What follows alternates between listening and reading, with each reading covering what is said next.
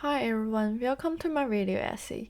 In this video essay, I'm going to give a detailed analysis of three female characters who play an unorthodox maternal role in the Japanese animated film Tokyo Godfather to reveal the social issues and obstacles that female confronts in modern society.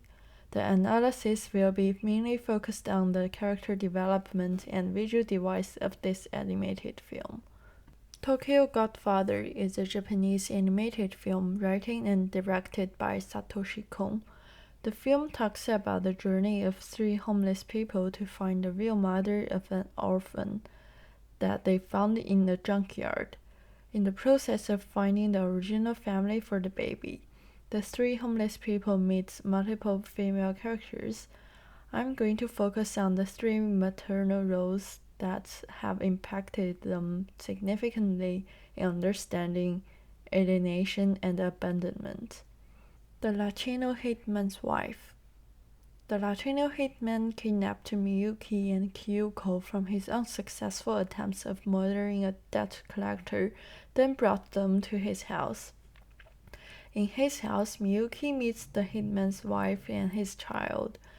The Latino hitman and his wife are illegal immigrants. They are raising a baby in a crowded living space. The Latino hitman's wife is the only real mother in this film. She is the only person who has the ability to give birth and responsibly raise a child.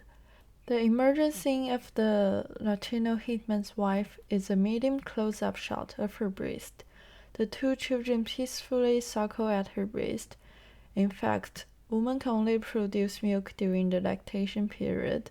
This feminine feature is the privilege of being a real mother in this film, and it distinguishes this real mother from the others.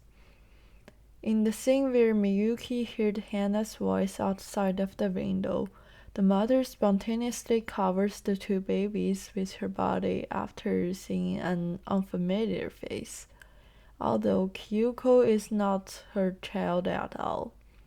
This behavior has shown her natural sense of responsibility for being a mother. Visual tools such as color tone and mise-en-scène have played an important role in distinguishing characters and emphasizing the atmosphere of the conversation in this scene. The color tone inside the room is warm, which draws a significant contrast from the cold outside world and creates a sense that Miyuki and Kyuko are welcomed in the mother's room. Despite the poor living condition, from the decoration of the space, audiences may get a sense that they still have a lot of passion for their life, and they are trying their best to raise the child. In the film, Miyuki had a conversation with the mother. ¿Dónde-san? Se llama Mario. Aunque no lo parezca, es el padre de la niña. Es como un niño grande. Although there is a significant language barrier between them, Miyuki gets influenced by her power of maternal. Their conversation reminds Miyuki of her primary family, the family that she abandoned. The Latino hitman's wife represents the low-class people who lack identification in society. Since they are illegal immigrants, they barely got acceptance by society. Her husband is doing a high-risk job as a hitman. Although the story didn't introduce her career at all, we can assume that she barely gets a chance to do proper work due to her language barrier and the role as a mother. She doesn't even have a name in the film since mother is her only identity. Hannah. Hannah is one of the three homeless people who persists in keeping the child. She is the most special mother in the film. She is a male who identifies herself as a transgender female. While all the characters have a family of origin and they initiatively abandoned their life, she only has the founded family. She got abandoned when she was born.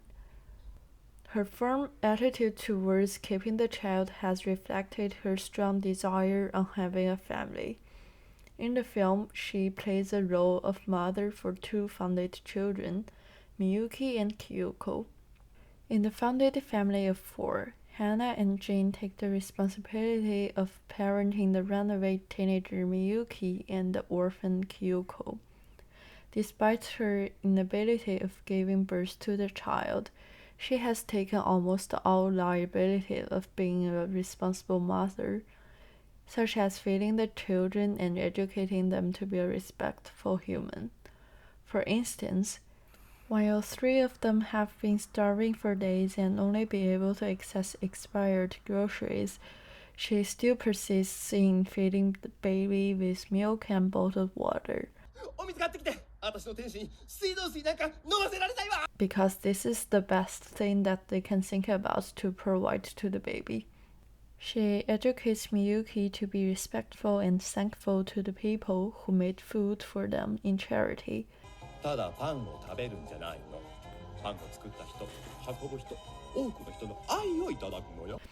From Hannah's conversation style, such as using poem to express her emotion and even being able to understand foreign languages such as Spanish, we can see that she is a well-educated person who has the ability on learning.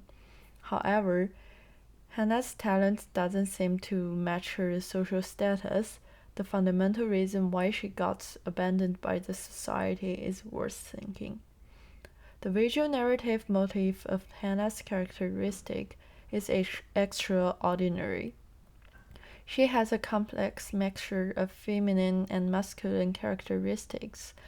Her appearance is designated to be unattractive, which is rare in anime and orthodox animation, since most of them tend to follow a Buddhist ideology that one's appearance is formed through his or her thoughts. Like, can't people always have attractive appearances, such as the princess in Disney animated films?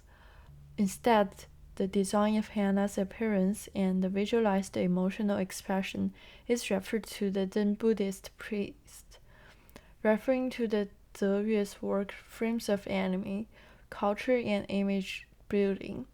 He notes that Kong used a similar technique as the artists of the Muromachi period, by adding tension to the narrative through visual expression. These artists became experts in portraying the mental state of Zen Buddhist priests, in describing the path to enlightenment. Thus, the portrayal of the eccentric Zen Buddhist priest Ikkyu suggests similarity with the same physical tension as Kong's portrayal of Hannah. For example, in the scene, Hannah accuses Jane's behavior of abandoning his family and lied to them by saying that all his family members died in an accident. The over-exaggerated facial movement and dramatic camera angle have heightened the emotional scene. The characteristic of Hannah also highly responds to Japanese culture, which is the self is sacrificed for society needs. Hannah's heroic traits, such as finding the baby's mother despite sacrificing herself, have responded to this Japanese culture perspective. Sachiko is seen as the main antagonist of the film. She was originally identified as the mother of Kyoko, who abandoned the baby. Along with the development of the plot, Sachiko's real identity has been revealed. Kyoko is not her baby at all, and she kidnaps the newborn baby from the hospital. Since her husband doesn't want to take responsibility for the baby as well as the consequences that may caused by this crime, he abandoned the baby in the junkyard. However, her motivation for committing a crime related to kidnapping Kyoko is pitiful.